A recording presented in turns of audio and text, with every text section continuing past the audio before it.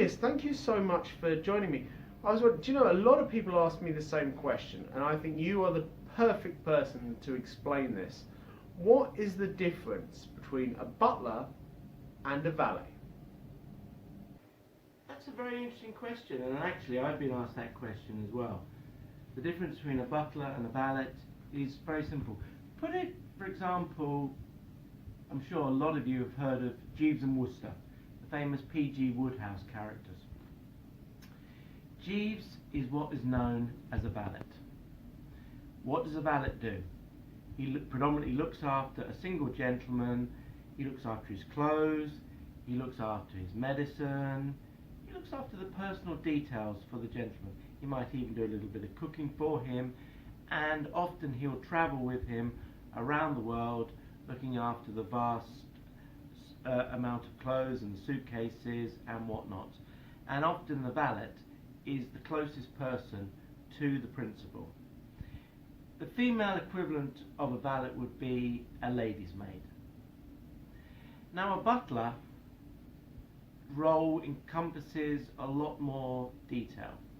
So, for example, the butler will often be in charge of the house, and that title has now been called household manager. But a butler essentially will look after the silver, serve dinner, again, sometimes possibly cook for the family, and take care of the interior of the house. And again, the butler may travel with the family, but he may just be in charge of one property. And a traditional butler would be somebody like Carson from Downton Abbey. That is the quintessential version of a butler. So, you've explained to me what the difference is between a butler and a valet. So, which one is the higher status within the household?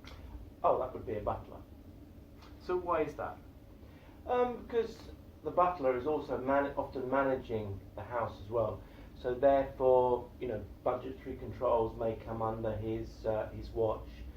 What goes on in the kitchen, overseeing the chef, basically overseeing the household staff. Whereas, as I mentioned, the valet is looking after the principal, and that is what his role encompasses. Interesting. But some valets are very highly paid, aren't they?